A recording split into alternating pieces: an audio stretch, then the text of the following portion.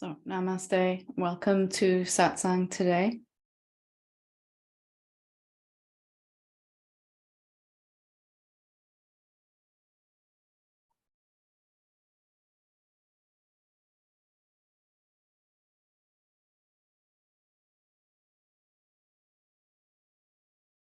And welcome if it's your first time here with us, if it's your first time live, or first time new to these teachings. You're not really new to these teachings anyway. I'm only reminding you of what you already know. And we all need those reminders because the sense of who we think we are is quite pervasive, and the illusion of a separate sense of self can be persistent. And Satsang really is for not only seeing who we are, experiencing it, it is also for encouragement, support, information, inspiration, and many other things. Most of all, for me, Satsang is about all of us coming together like this, all of us being in the same virtual place at the same time. Something really powerful happens in that. So welcome. And there's nothing higher in the human kingdom than the desire for truth, to live as that truth. The desire for self-realization, awakening, is evidence that truth is already breaking through. So if we were completely lost in the illusion of who we think we are, we would not be interested in an event like this, in a satsang like this. So the fact that you're here and listening to this is already evidence of the fact that you're breaking through and coming to live as the truth, albeit slowly at first, and then it kind of builds up this momentum and begins to get really, really quick right at the end. There's some kind of quickening as you realize your own essential nature, and that it's really just about turning away from the ideas that still remain, some of them very subtle, that are from the old perspective. So it's really what I wanted to spend some time talking about this evening. Is really just to try to bring attention to clarify what awakening actually is and what the fullest awakening actually is. Because it's a word, self-realization, awakening, enlightenment. I mean, what does that actually mean? And are there stages of it? Are there steps along the way, or is it a full and final thing? And for me, there was this three-stage awakening, and I'm going to try to describe it the best that I can. And please don't do what mind normally does. Our mind normally goes straight into comparing. And if you haven't had the same order of the realization, or you haven't had one or more of those stages yet, it does not mean that you are on the wrong path or that you're doing it wrong. It just means that your awakening is different than mine. Everyone's awakening is different than everyone else's. There's no two awakenings that are the same. And then really, even these three stages I'm going to describe are really, they were all mixed in for me too. They weren't clear stages where I could say, right, okay, now this one's finished, I'm going to move on to this one. They were all happening at the same time. Just kind of looking back, they were three distinct aspects to it. So the first one was, you could say, an awakening on the level of mind. And that was knowledge, a knowledge of who I really am. So the understanding came into my mind that I'm not really a separate being. And it brought the recognition that what I really am is infinite, that there's only one being here, and that everything and everyone I experience is myself. So it brought an end to suffering for a while, and it brought an end to fear for a while. And I camped out here for quite some time in this part of my awakening. And I very arrogantly thought, I know now, I know, me here, this separate being, I know who I am. Of course, I didn't realize I was doing that at the time. I'm sure we all go through that phase. It's like, it only lasts a little while, luckily. And it felt better because identifying as a someone, a separate being, had become so painful, as I'm sure it has for all of us here, that I just had to get out of it. So identifying as the infinite being, as the one formlessness that's everywhere, those thoughts were a lot nicer to feel. It's better, nicer to think about yourself as being infinite than finite, because your body feels a lot better then. But still, on that level of mind, if we're still identifying as anything at all, even as being infinite, then there's this mixture of a dualistic experience of sometimes feeling like a someone, sometimes feeling like nobody or everything, whichever feels nothing at all or everything. And for me, these swings were very polarized. I was either like in a really contracted state where I was sure I wasn't getting anywhere and I was doing it all wrong. And then I have these sort of openings, these breakthroughs, these epiphanies that they were like heaven on earth and everything was right with the world.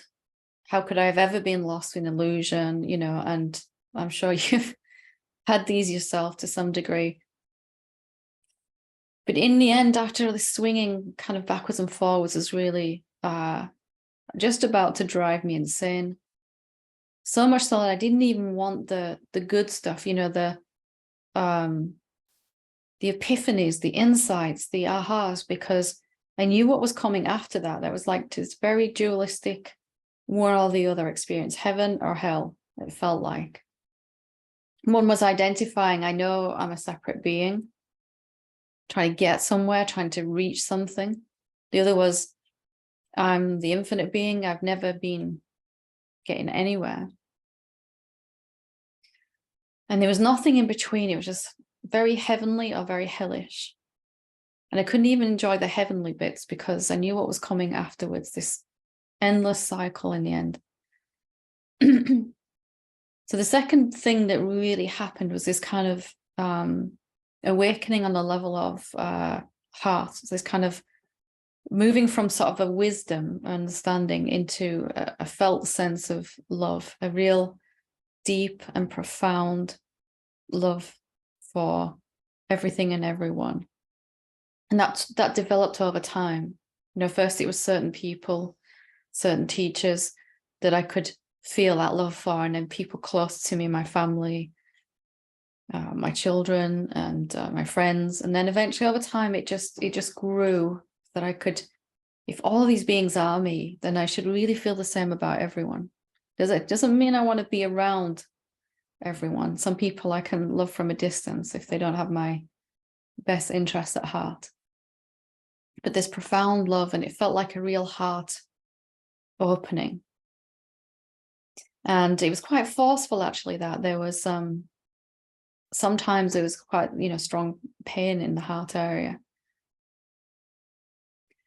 And then from this deepening of love and wisdom, this balance came of a lack of more humility with the love, less arrogance of wanting to know, but still on this roller coaster, this very loving experience, or seesaw, whatever you want to call it, and then this really contracted, tight state.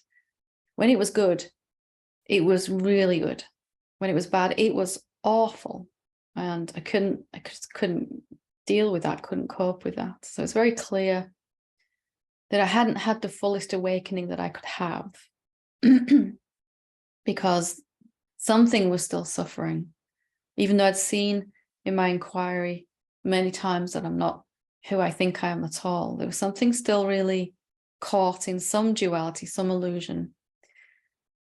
And this eventually led to this body level awakening, where the truth really wanted to work through the muscles, the tissues, and then out into my relationships and change how I was interacting with the whole rest of the world.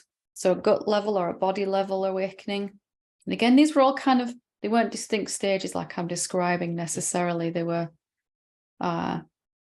certain times seemed like all of them were going on at once, but for sake of clarity, it might be easier if I kind of divide it. And this body level one was the deepest awakening, and it's still going on very subtly still. It's removing the effects of all sense of illusion from the body, from the tissues, from a deep and experiential silence and peace and quietness in the body, where the body just can relax. My body can just relax then. A lot more joy and a deep sense of security, because there is nothing to be scared of and nobody else outside of me if I'm everywhere. Everything is encountered with this lack of guard, lack of barriers that we put around our experience, around our heart. And this is a very experiential level of realization. It was is very experiential and deepening every single day. It hasn't stopped. In fact, it's still speeding up, which will probably go on into infinity.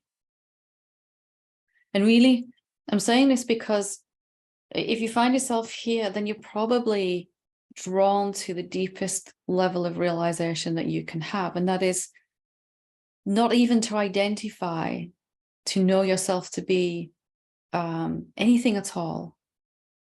So we've moved from, I know that I am this person, and there's all these other beings around me in the world.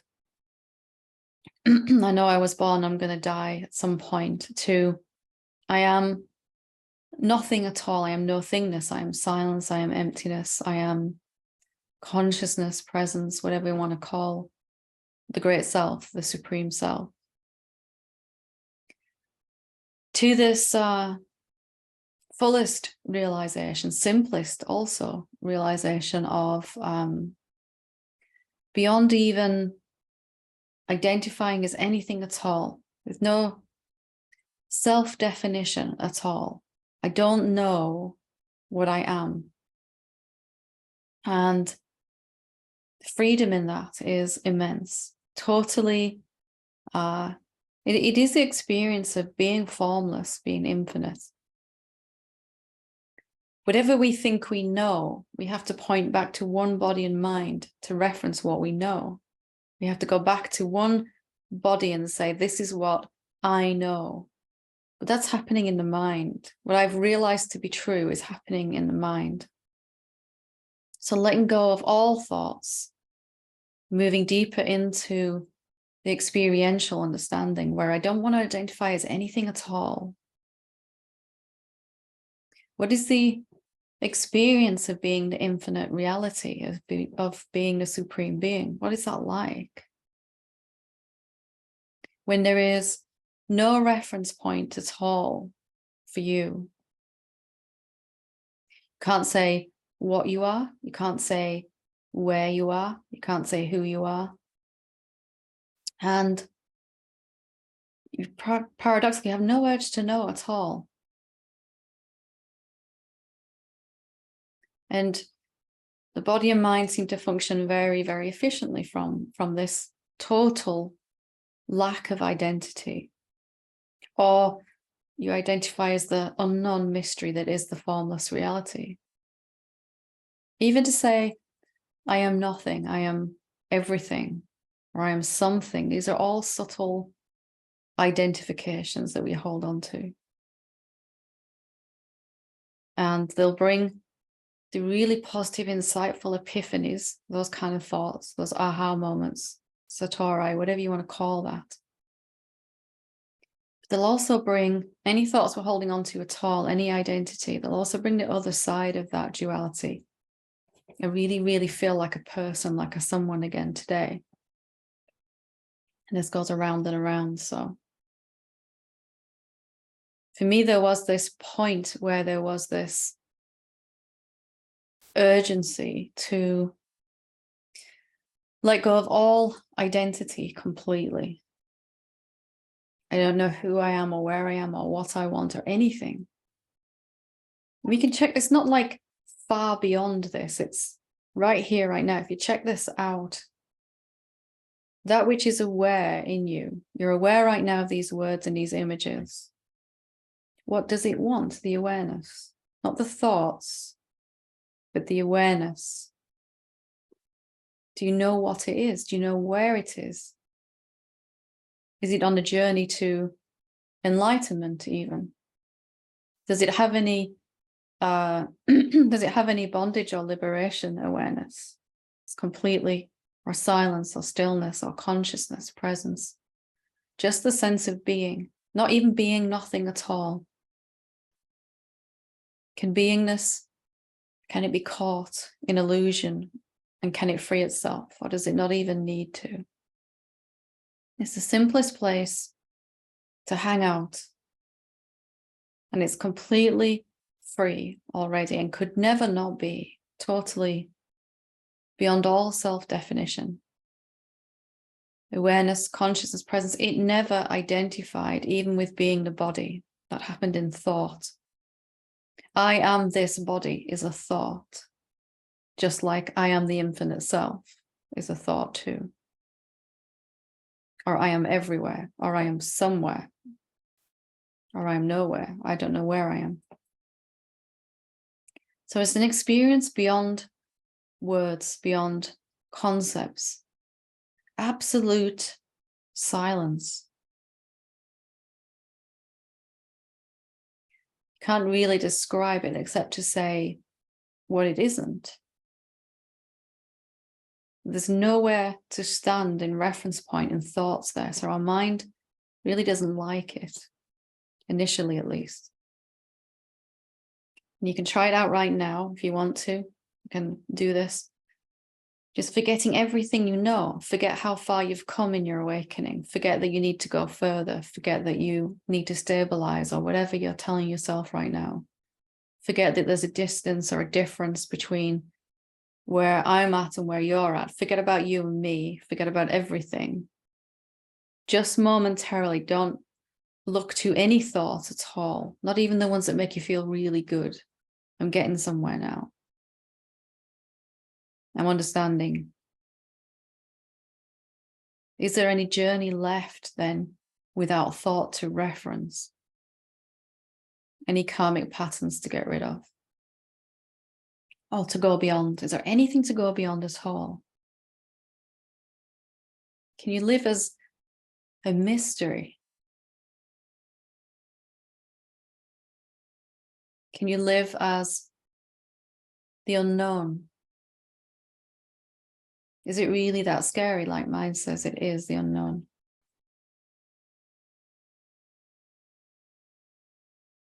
Do you have to reference thought in order for your body and mind to move through your daily life?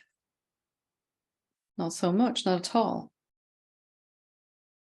Amazingly, our body will just do what it needs to do.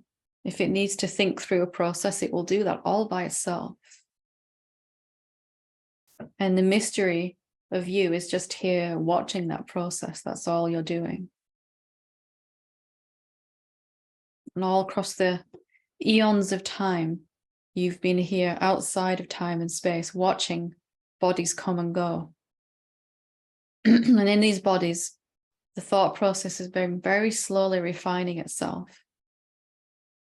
And now with this body, it's coming to realize some of the highest thoughts it can have, the mind. It can say, I am the infinite reality. I am the supreme self. I am formless. I am everywhere. I am free. Or I am caught. I am bound. I am finite. I am limited. But the one that watches those thoughts, whichever end of that scale, and all these bodies, has not changed at all. The whole time. The whole time. Hasn't changed while we've been doing this. And it's just you. It's not some faraway thing. It's you. You that's listening to these words now through your human ears. You have never changed. You are eternally free. And I don't know what you are. I don't know what I am. I don't know what anything is, actually. Because to do that, I would have to reference thoughts. I'd have to be someone that knows. And I prefer, if thoughts happen, they happen inside me, but I'm not orchestrating that. I've never been orchestrating that. So could it be mind that's on this awakening journey? However long it takes to get from I am caught in illusion to I'm free. I've always been free, says thoughts. Meanwhile, that which is eternally free is just watching, just here, watching, timeless and pure, unaffected by anything. Doesn't see anything to be affected by, doesn't see anything, any object, just sees itself everywhere. That's why sometimes it's called the absolute, another word for the mystery. It just is. You can't really say what it is and isn't, it's just here.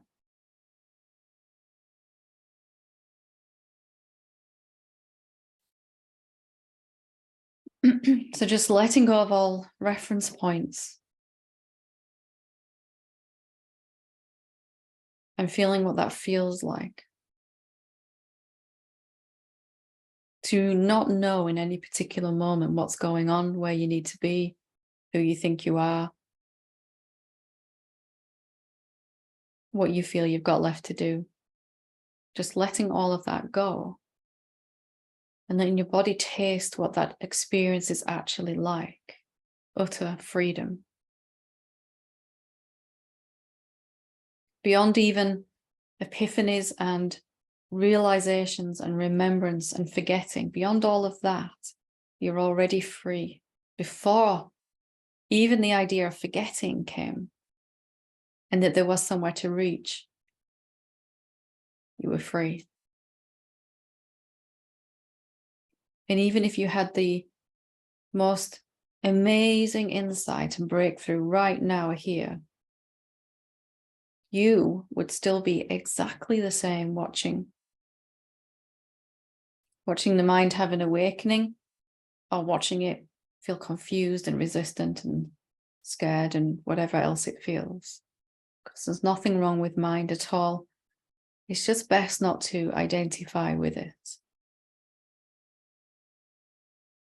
Because it's really mind that's doing this seesaw. Heaven, hell, heaven, hell.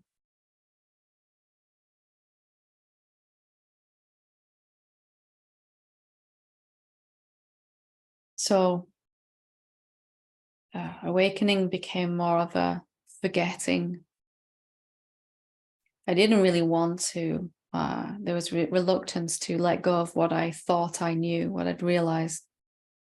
It was easier to let go of the thoughts that seemed to cause suffering. But these epiphanies, these insights that got more and more common, these breakthroughs, something really wanted to go, that's me, I'm doing that, I'm having this realization right now.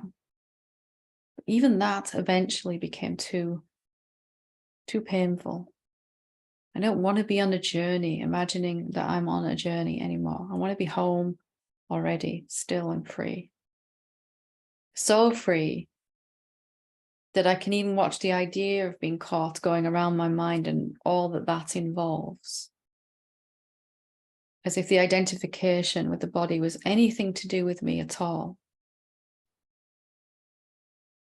If I believe that I identified with the body, then I have to disidentify. I have to undo that. I have to remove myself back to where I originally was. That's impossible. So I'm always free, just as you are right now. To experience that freedom, though, we must come to let go of all definition.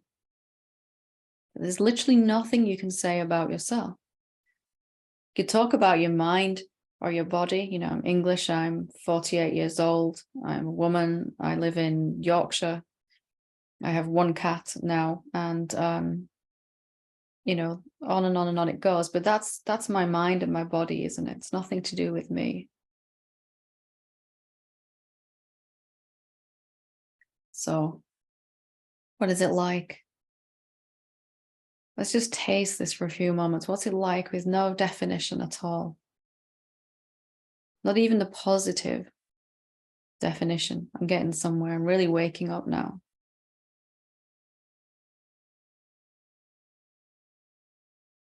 For me, it was extraordinarily exciting, but also terrifying. And also complete non-event. I am as I always was.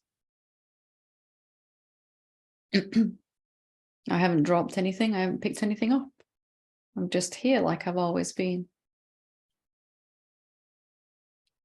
Eventually, I had to admit that I'd made up this whole awakening journey. That was the most convincing part of my whole journey as a someone. But the rewards for giving that up are literally infinite.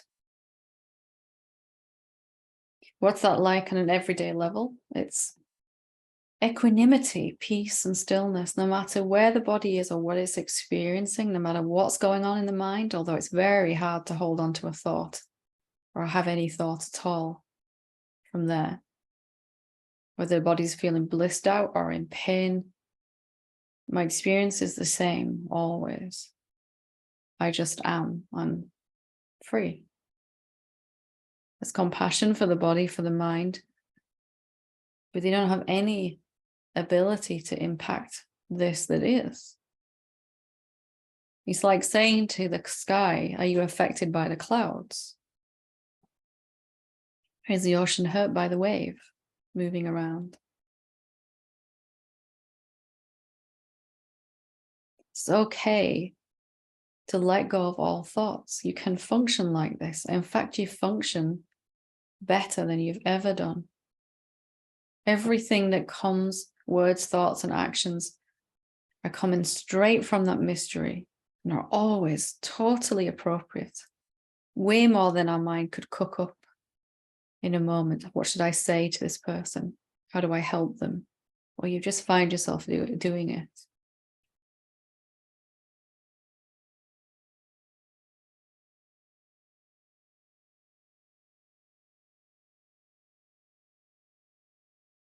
Just tasting this here with me.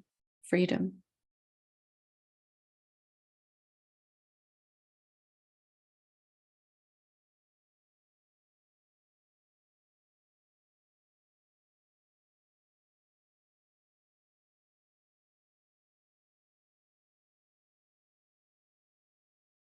And from time to time, you'll pick up some self-identity again, positive or negative, finite or infinite. Your body will tell you. You'll feel the contraction. You'll feel the lowering in energy moving through the body. And you can just, you notice that, you drop it, you let it go again. Come back to the inherent state of peace.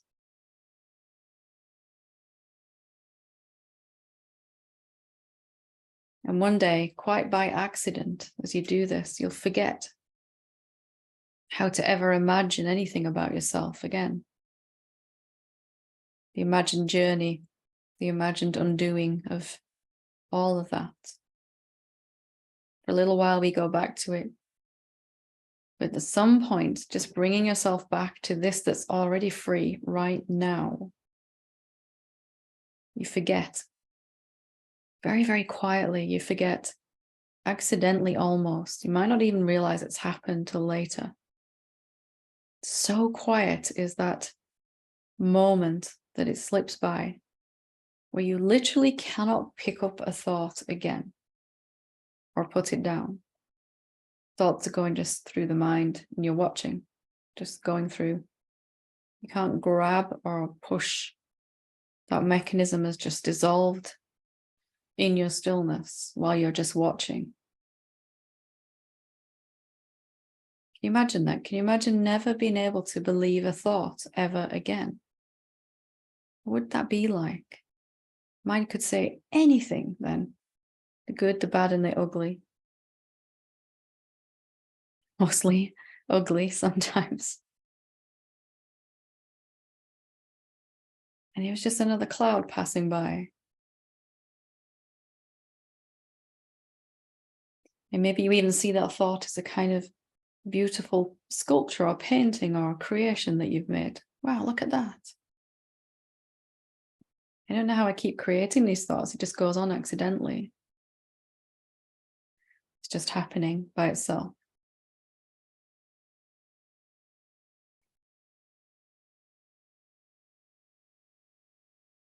So I'd like to invite you to stay in this unknown mystery of you. It's okay to let go of what you think you know. Even the highest knowledge is still happening to one body and mind somewhere. I have realized who I am.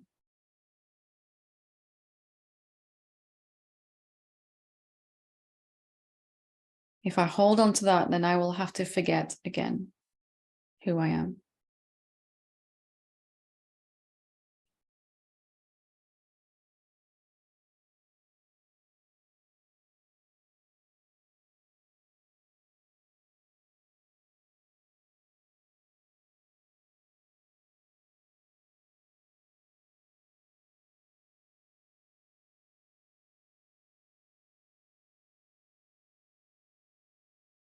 So if you're tasting this right now and you like it, this is always available. Just noticing that you think you know something again. You think, mind thinks, not you. You think you know something. But that which knows thought is still free. Still free.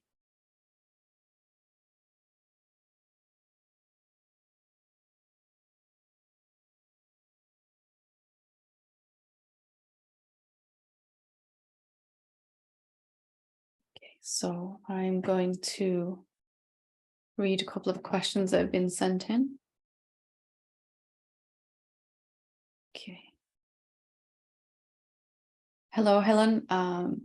I'm feeling a lot of anxiety and fear these days. It is really bad, and listening to satsangs also don't help. Please send me your blessings and pray for me. I will be very grateful for your kindness. So you always have blessings and prayers, and there are so many beings trying to help you. So if listening to satsangs or teachings doesn't seem to help, then I'd really urge you to look at why that is. Why don't I seem to be progressing? What is it about the way that I am holding myself and my awakening that is blocking this letting go of identity? It really always comes down to just one thing, a thought that is so believed in the mind because it seems so very true. And if it's fear and anxiety, then it's really an old sense of who we thought we were, a separate self. You can have blessings and prayers raining down upon you 24/7, and they always are. But we must be open to receive that. This is a good thing to check out. Am I actually open to receive what I'm asking for? Otherwise, you won't seem to be able to move forward. You might even feel like you're moving backwards. What does it mean to be able to receive it? Am I willing to give up any ideas, to see and then give up any ideas that is holding me back here from accepting these blessings and prayers? Okay, next one. Hi, Helen. I very much enjoy your satsangs and the way they lead us gently towards the knowing of who or what we are. One thing I wonder about is the solidity of things. Atomic theory tells us that everything that exists in the universe is really just empty space with tiny electrical charges in the form of neutrons, protons, and electrons spinning around the space in the nucleus. Spinning around the space, the nucleus. I did chemistry, so I should be able to say this word. The nucleus is in the center of, somehow this becomes things such as bodies, trees, planets, etc. Because empty space is all that really exists, we can see that all we perceive is illusion. Maya in Hindu theory. I imagine you have already contemplated this and would appreciate your insights into this with love. Yeah, I've contemplated just a few thousand million times.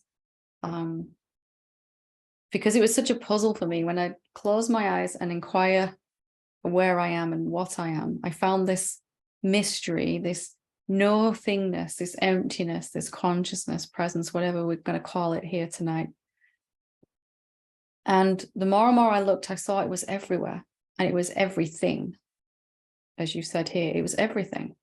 And then I opened my eyes again, and I seemed to see the world of solid things. How can I sit on this chair? How can my body sit on this chair if it's empty? My body's empty, the chair's empty, everything is emptiness. How does that even work?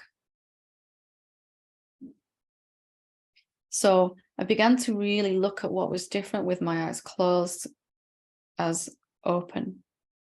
What are the senses actually doing? What do they do?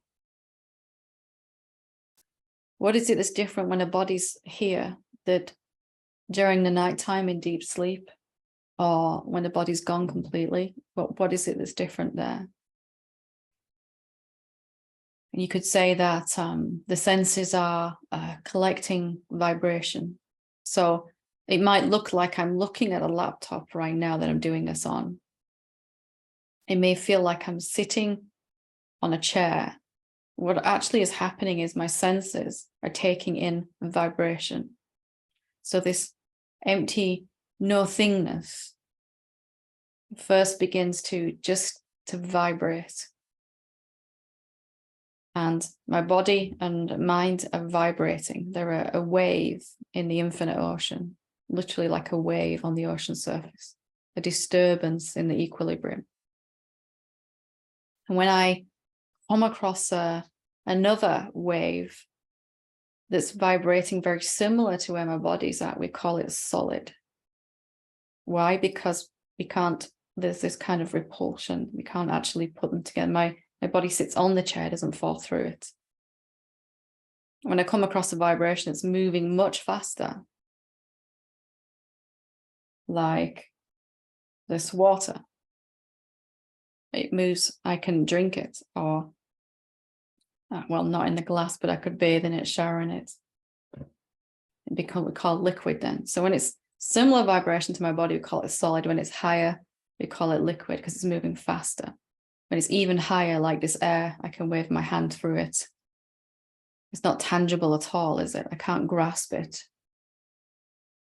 And I can perceive it, but I can't touch it with my senses. So we call that a gas or gaseous, or it's vapors in the air itself.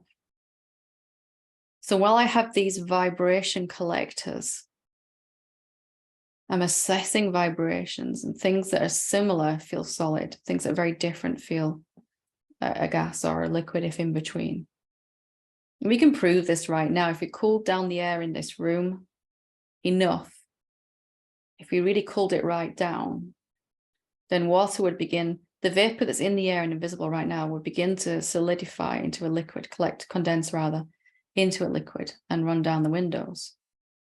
And if you cooled it down even more, that liquid water that was invisible, we're breathing it in right now, would turn to ice, a solid. What's the difference? Same H2O, it's just the rate of vibration is slowing down and down and down and down. We have that too. A physical body is vibrating slower than anything else. Our thoughts, our emotions a bit faster, our thoughts even faster than that, and so on. Manifestation is on a spectrum of like a rainbow. What's the difference in the color of the rainbow? Colors, it's the vibration of that light, isn't it? The frequency of that light. But ultimately, we only seem to have the option of form and formless when the body is here. Duality is born with the body. It's actually time and duality that's born, not the body. Because there seems to be two options then. Without the body and the senses, there's just emptiness, no thingness. With the body, there's this empty space that's seemingly totally empty and yet has arranged itself into a vibration, begun to move. If you had a really still pond of water, like really still body of water, totally not moving at all, and something came along and touched it, these ripples would spread out from that point. What is it that's touching it? Well, it's you. You're creating this, you, the infinite self, all the time. You're changing shapes, slowing down vibrations by what you expect. You're speeding them up by what you resist, vice versa, all the time. And isn't it extraordinary that you can create from the same basic emptiness, you can create trees and planets and speck of dust and subatomic particles and black holes and galaxies and human beings and amoeba and fear and bliss. On and on and on it goes. So what are we actually perceiving then with our senses? Is it really objects or is it vibration? Is it our brain that arranges it into, remember, so that vibration is what we call fear. That vibration is what we call table. That vibration is what we call play. Or even before that, can we say, well, is vibration really any different than? Is the rippling water any different from the still water? Not so much. So an awakened being can look at any object or experience any object inside fear or anything like that, and it's experienced as if it's still emptiness, because it is nothingness. It's only when we put a label on it with the mind and we believe that label more than the actual experience of the thing that they seem to get really solid and dense. You can even experience this if you're in a deep meditation. You notice your body doesn't feel quite so dense. It feels quite light and floaty. So I'll give you some things to ponder on. This one really fascinated me. Okay, do we have any questions? Up to 3 or 4 questions here tonight, or comments? If not, I will read some more. If you do want to ask something, just put your Zoom hand up and we'll explore.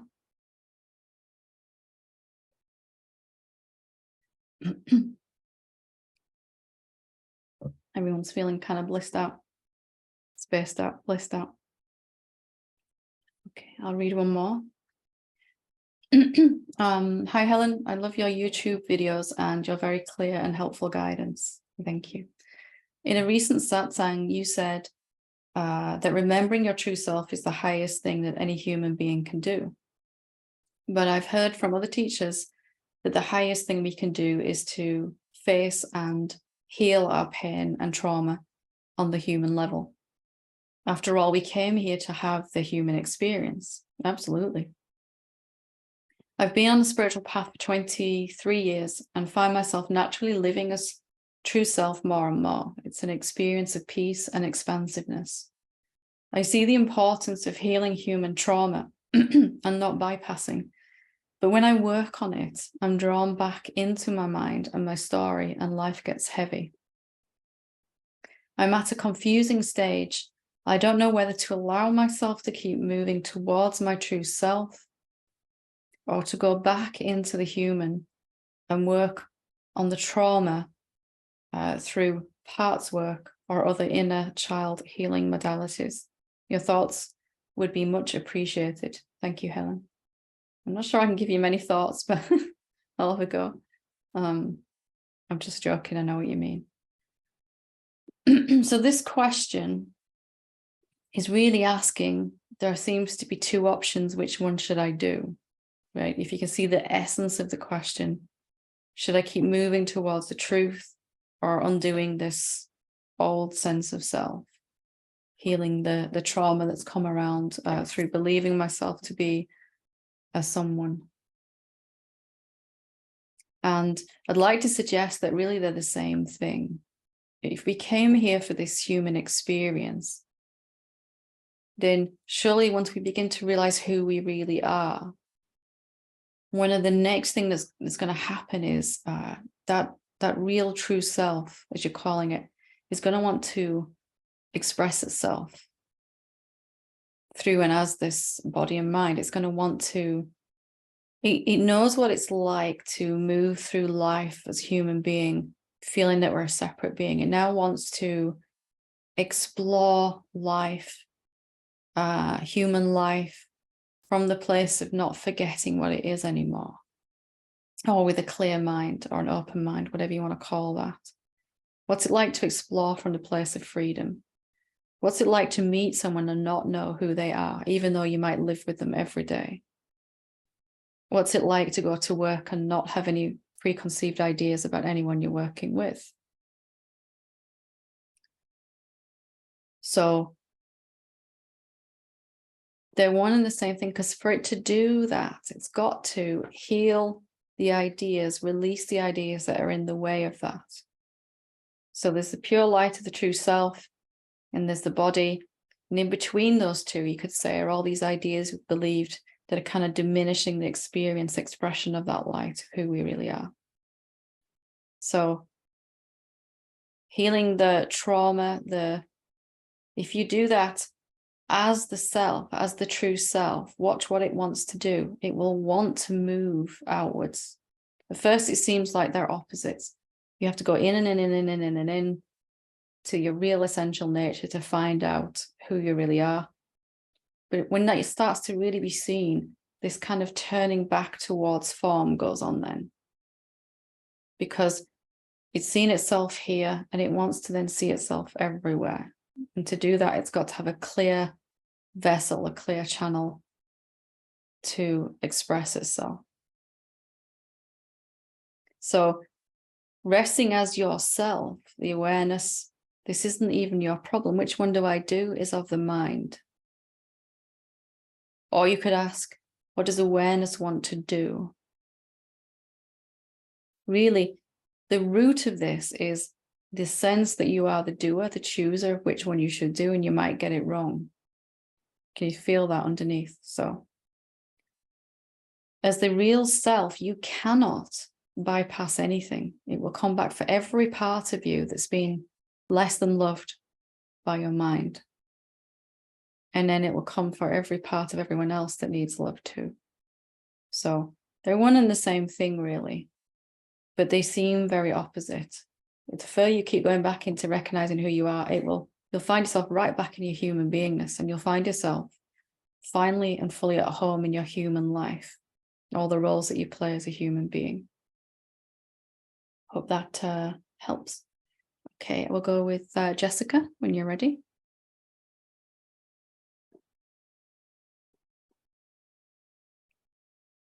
You're muted there still. There we go. it's thank you.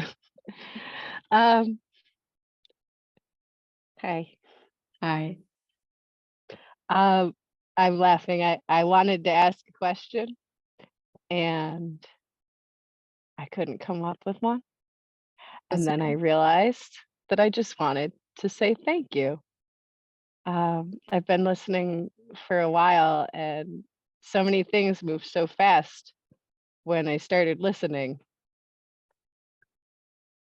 that now when I want to have a question, it just kind of it just goes away.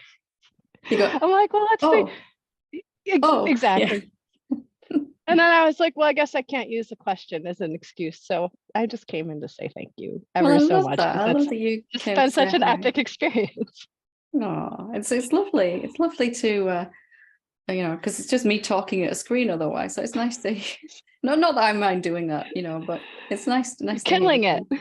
Yeah. It's yeah. a joy. Thank you. No, it's been just so, everything else I look at now puts something in between me and my direct experience.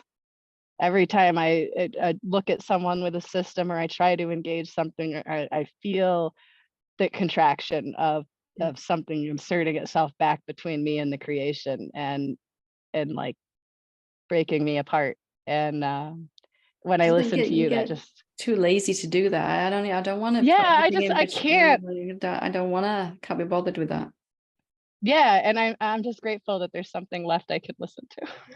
Good. Thank you. Yeah. Thank you. Oh, wonderful. So nice to talk to you. Thank you. Lovely to speak with you. Thank you. Take good care. Thank you.